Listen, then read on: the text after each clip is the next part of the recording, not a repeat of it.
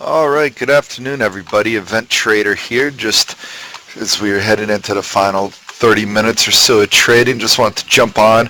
I'm going to be joined by Scott here in a little bit, and we're just going to kind of run through and take a look at what to expect over the next 18 hours, and also take a little bit of a forward look at some earners that are going to be coming out reporting. A pretty quiet day to start off the week, not all that surprising. Probably a lot of people just getting their legs back under them, coming back in from the week off. As we know, a lot of people were out for the holiday week for the 4th, and the volume was certainly reflective of that. We still haven't seen much of a bounce back in that volume, but it does seem to be creeping up a little bit as we really start getting closer and closer to getting into the thick of Q2 earnings season, and that should hopefully break the market out of its recent summer doldrum malaise from the last 2-3 weeks and provide a couple of weeks of volatility for us, a little bit more tradable events to go on. Certainly trade has remained a primary topic, but we're seeing that fall off a little bit as we head into this week. Tonight, with President Trump picking a new Supreme Court justice, that certainly garnered a lot of attentions on the talk shows today, and rightfully so. We don't try to avoid any of the politics around that, but I think the general consensus is that this would be a positive for businesses in general, and I think that I saw that the gun stocks are more than likely to be a big winner. We posted a comment on this earlier, just to preview. Carmine Ateo, who everybody knows, put together a nice little preview under the SPY ticker, and he posted this at 9:45. To no surprise, all 4 judges are expected to be conservative, so the question, of course, is Roe versus Wade will remain a hot topic, and then the knock-on effect from this, outside of it being positive for businesses in general, is will it be a pick that will spur the other one's base to really turn out during those midterm elections? So that's what we're going to be looking at more from that aspect of it. I'll let the pundits decide on the future direction of the ethics of the United States, and we'll just keep it to the business side of things. But moving on, in addition to President Trump's Supreme Court, wanted to take pick, which is expected about 8 p.m., 9 p.m. tonight. Wanted to take a look at some of the other key items on the macro front that we should be expecting. Then I'm going to pull Scott in here. We're going to talk about some of the upcoming earnings and give a little bit of a preview. Of course, we'll be covering each one the day before as well, but just wanted to do a little bit of a broader brush here since there's really not all that many.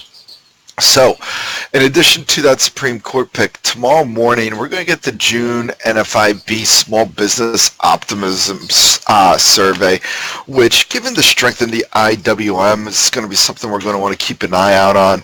They should not be as impacted by trade results, but just curious to see if there's any sort of delay in hiring or decision making that they are seeing on the domestic front with regards to the trade issues. So it should be an interesting survey. This is going to be for the month of June. So again, the IWM is attempting to break out over that 170 area, and this survey could go a long way onto whether or not it is able to achieve that. Most of the names that we're getting this week are going to be larger multinationals, if you will, and of course the banks. So not going to get a lot of earnings results just yet from the smaller businesses. But so this survey would be the next step to see whether or not we could break above 170. And then of course there's the June JOLTS jobs opening at 10 a.m. We know that the jobs market is strong, so looking for this one to get glossed over. Pretty much always did get glossed over until Janet Yellen took over the Fed, as this was one of her favorite jobs reports, but just doesn't really have the boost or the luster that we see in the BLS report from last Friday. On the international side, it's actually a pretty busy calendar. First, we're going to take a look at some of the Asian economic data points that we should be expecting and the potential influence from them. But Japan's going to be busy. We're going to get their money stocks number out later on this afternoon, or later on this evening, early evening, as well as machine tool orders, the preliminary look at the machine tool orders for Japan. That's going to be around 11 p.m. And then they have one more data piece, I thought. No, I guess that does it for Japan. In Australia, around 8 p.m., we're going to be getting the Australian Business Confidence Survey, always a key number to take a look at. We saw the Reserve Bank of Australia last week keep its rates unchanged and make relatively positive comments about the economy, so we're expecting to see this reflected in the business confidence. China. Now, we talked about China in the week ahead, and it's going to be a big week for them. We've seen a bounce back. The stock market's fallen 20%. And there's really some concerns there about the economy being a little bit weaker than it's let on. So we're going to be keeping a close eye on some of the data points that we're going to be getting from them this week. Tonight, we will be getting the inflation reports for both the CPI and the PPI. The CPI number is expected to come in just around 2%, while the PPI is expected, that's year over year, and the PPI number is expected to roll in around 4.5%, also a year over year number. There is a chance that the money supply and new yuan loans will be out, and but that is not confirmed. No one has that number confirmed yet, so we're just going to keep an eye out for that. The new yuan loans number is expected to come in at about $1.5 trillion, a pretty big number there. So we're going to want to continue to monitor that and see if there's a lot of credit being extended in order to keep the economy rolling. Moving on to Europe, we got a couple of industrial production numbers. We already noted the strong German one, and we're going to have the French and Italian industrial production number. That's going to be a key figure this week for the Euro area. We've seen a bounce back in data from that region, so it's going to be something we're going to continue to follow. And with that in mind, we're going to be getting the German and Eurozone zoo surveys tomorrow. This is an economic survey for the region that certainly, kind of like their ISM, if you will.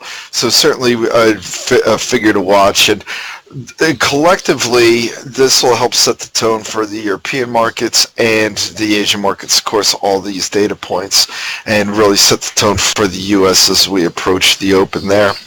Then in the UK, busy day there, we're going to be getting their latest GDP figure.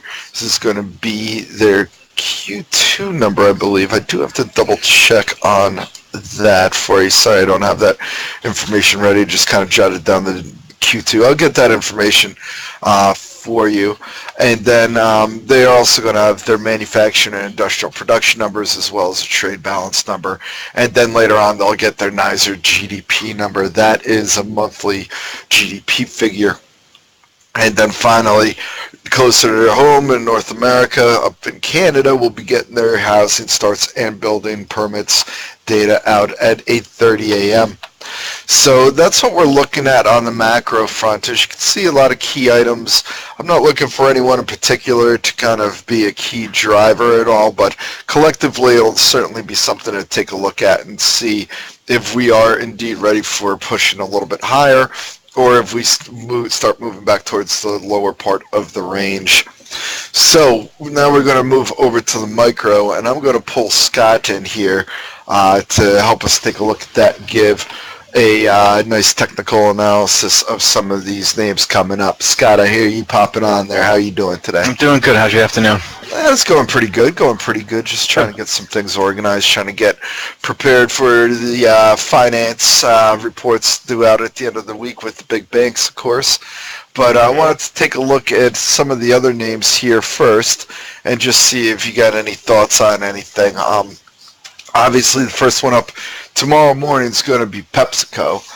So with PepsiCo, it should be an interesting report. Obviously, they've had some weakness in their North American beverage section, but the food areas have actually been doing pretty well. However, they do have a significant exposure to Latin America. I believe it's about 25% of their revenues comes from that region, and I think 13% comes from Brazil.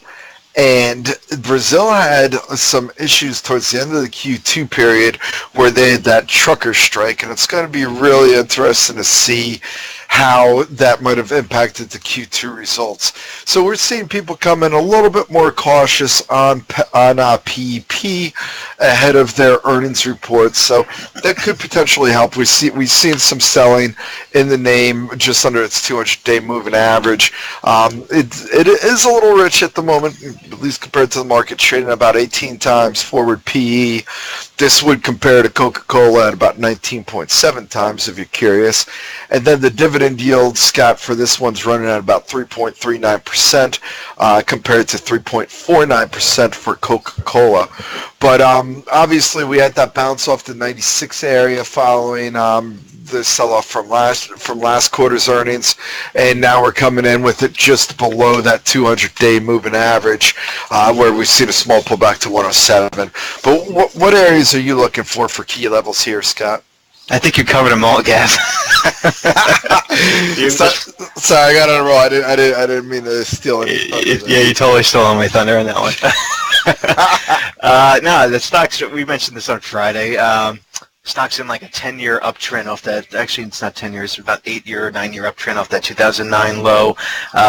It probed the $100 mark back in May. Now, staples have been underperforming for year to date, and Pepsi's no stranger to that space there. And like you said, nice dividend yield as price came back below 100. I'm sure that thing was closer to 4% at the time back in May.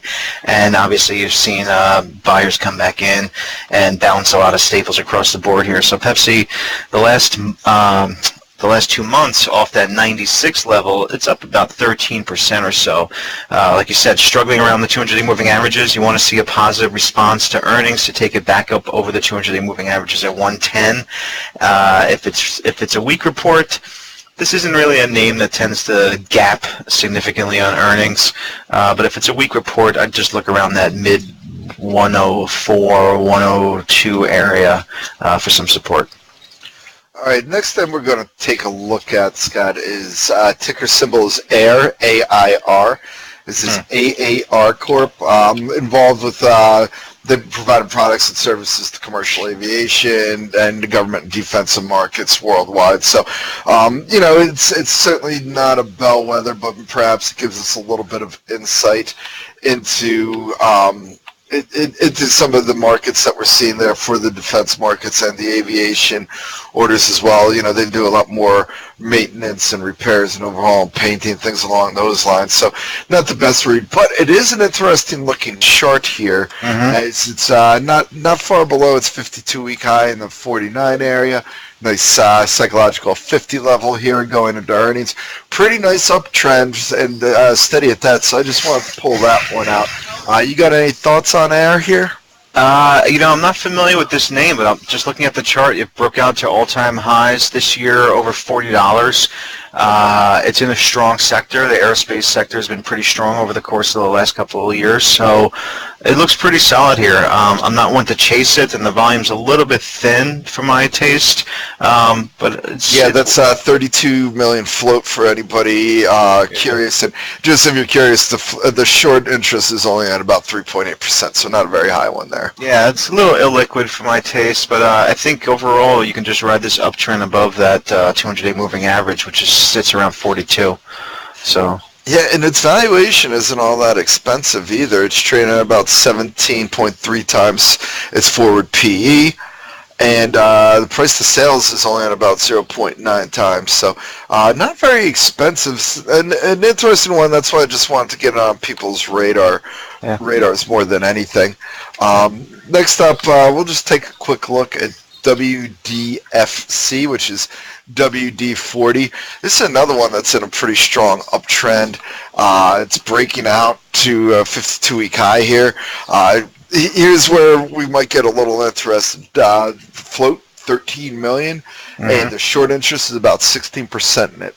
So we've certainly seen these names really take off. It's a pretty expensive stock, trading at about 34 times its forward PE. But one that could be interesting to take a look at if they are able to produce some solid results. Yeah, a little, again, really thin on volume, I should say. Barely trades on average 100,000 shares on a daily basis. But the performance of this thing over the last decade is just crazy, straight up on the monthly chart, up like 500%. Yeah, we're a little bit early in the earnings season, so we still have some of these lesser-known names that don't get a whole lot of volume.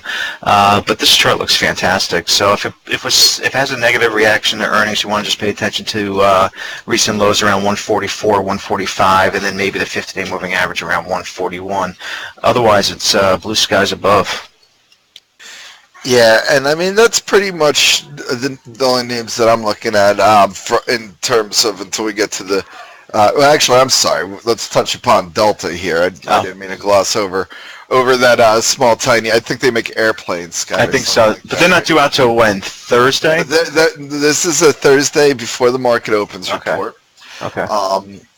Obviously they've been providing some early guidance, and people have in general been relatively upbeat. Now, there is some concerns about capacity for the second half of the year, and I know that's going to be a key focus on this name, but the aviation name, and also just keeping a look at that CASM, which is their costs per square mile, just to kind of get an idea of how much oil costs are coming in.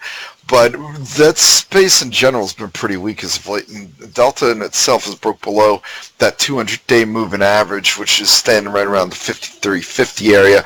Now, the Psych 50 area is certainly looking pretty good, but there's a little bit of pressure there for them to post at least a decent report in order to hold on to the recent in order to hold on to that 49.50 area. But what are you looking at the Delta chart when you're thinking about trading this, Scott? Yeah, we mentioned this one last week, right, going into 4th of July holiday, because on July 3rd it got a downgrade, and we were laughing because, the stock had already been down off the June high at the time, about 12 to 13% when that downgrade hit, which just brought into play the year-to-date multi-month support level right around that 48 vicinity. Again, it was given the market at the time and going into the holiday, we just kind of threw it out there, said, hey, if you're looking for a bounce ahead of earnings, this week, then keep this on your radar and maybe consider, scaling into some here around $48, $49. I did not get involved with it, but we threw the idea out there, and it looks like with today's gains, you got a nice buck or two before 2 days ahead of earnings, so nice little bounce there in the name. Otherwise, as for earnings, like you said, the stock, it's been underperforming year to date. It really needs to get back above the $52, $53 area, which is that whole congestion that was going on during the spring. That also brings into play the 200-day moving averages. Otherwise, it needs to really hold on to recent lows here around $48. Otherwise, it could be looking at a significant breakdown. All right, then we'll just wrap it up with that Friday. With the Friday bank reports that we're expecting.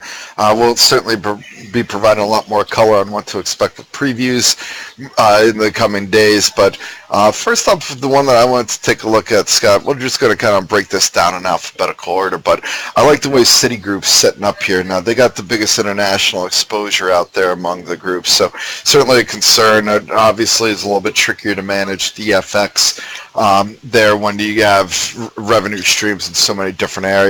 About 51% of the revenues is from international, but it's been holding up the 66 area pretty well.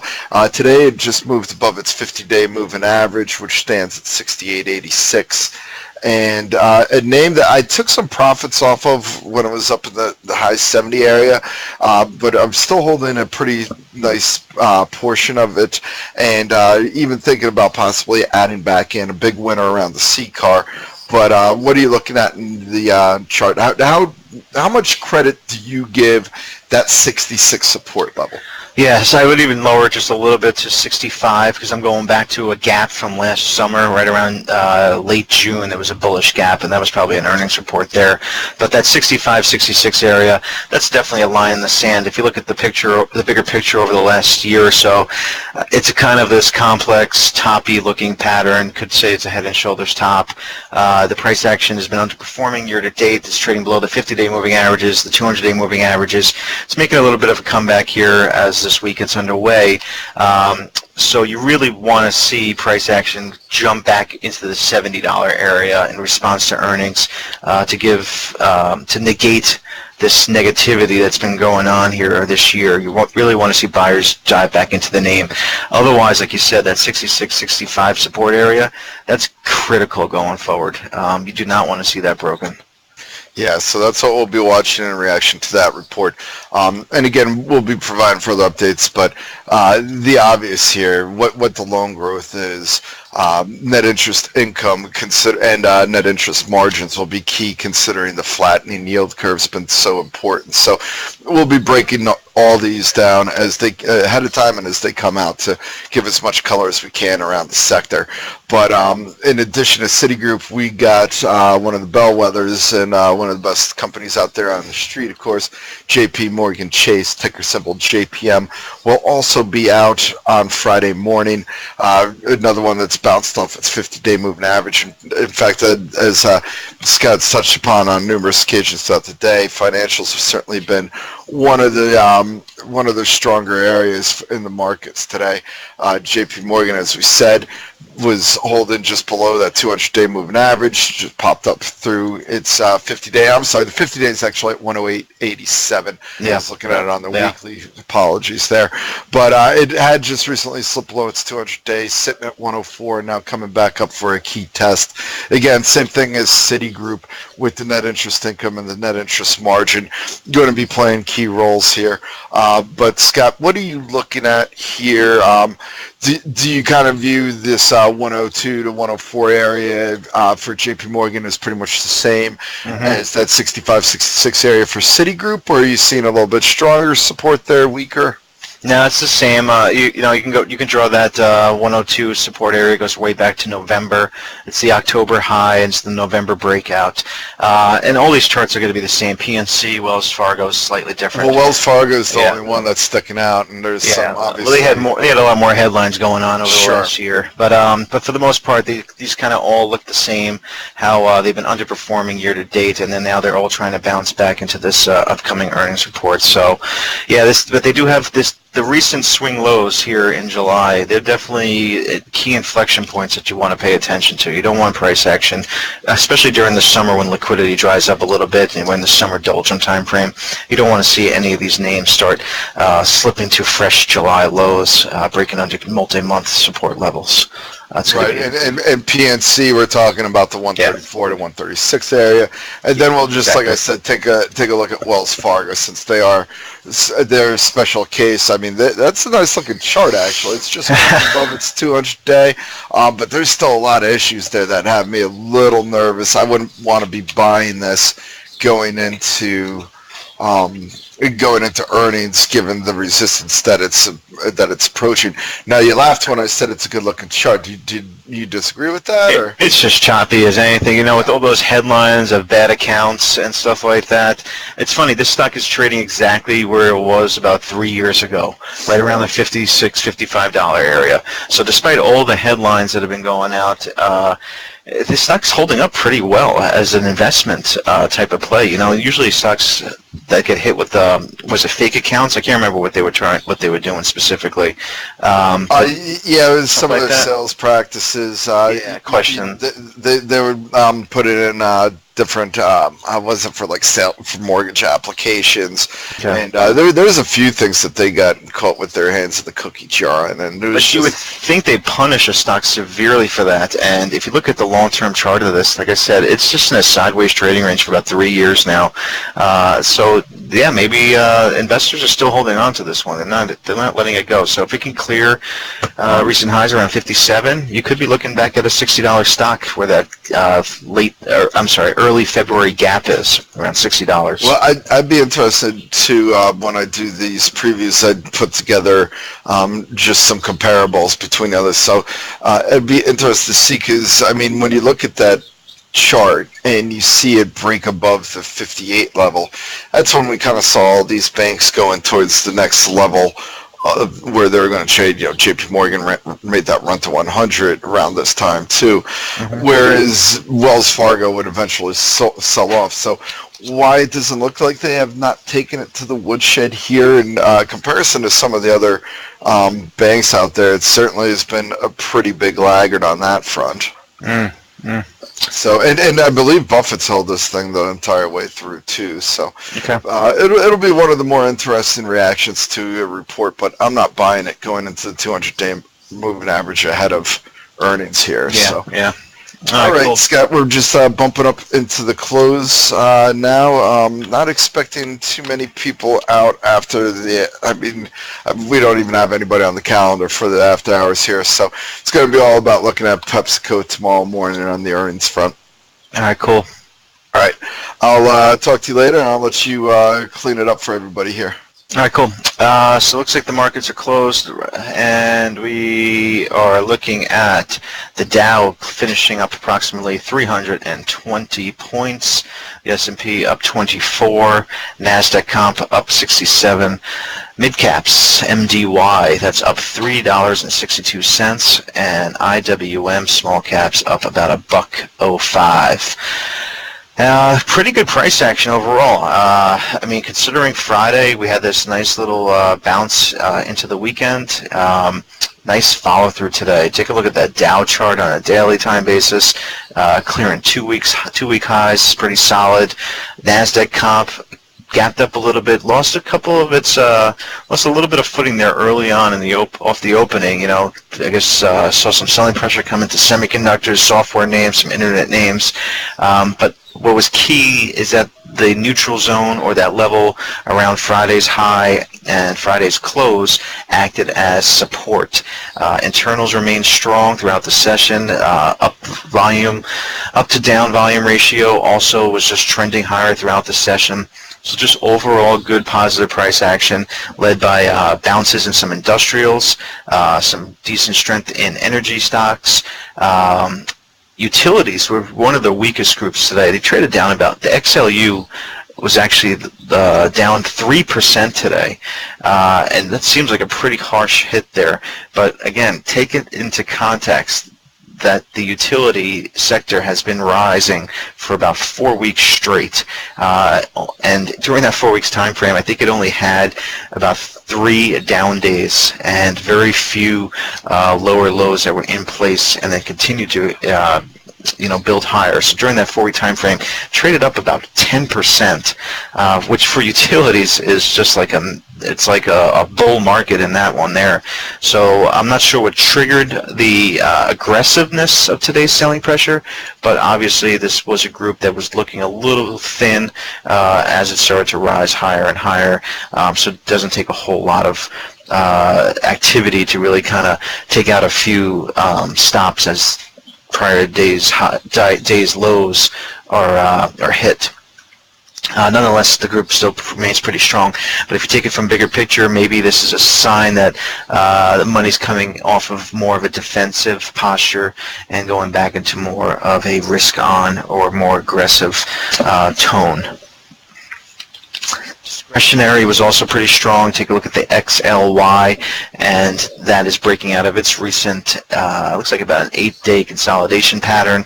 So we saw some strength going around in some retail names, as well as housing, and the casinos, I believe, were also pretty strong today. Names like Wynn Resorts,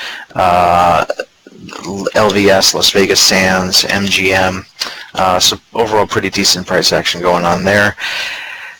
And I think that's about it. There's definitely the weakness that I noticed today was very headline specific, and something like a Twitter, where an article comes out from the Post over the weekend and says that they're going to be cleaning up all their their robo accounts or these false accounts that are out there. Something like a PANW that announces a convertible senior notes offering, so that takes the stock down a little bit. But otherwise, I mean, just some pretty solid gains across the board with nice follow-through action from Friday. So with that said, it looks like traders are shifting their focus to more of the upcoming earnings season, and that is going to be the key theme going on here for this week. And for me personally, on my trading side, just got a number of swing longs that are out there. I have like 2 swing short balances. I'm going to update my positions here after the close onto the site, and so far it's just kind of letting things ride. Took a couple partial profits on Friday, and again early this morning on some nice bounce plays, and just kind of letting things play out. That's it. It's summer doldrum time, so you want to not force anything. You want to cut back a little bit. You want to give stocks a little bit more room and patience, to play out accordingly. The charts are still there. The levels are still there. It's just that things are just more at a relaxed pace usually during the summer. Even when they gap up, you tend to see price action kind of just peter out there and just kind of go sideways for a while. It's very quickly. It's not too surprising to see the market lose a lot of its momentum intraday.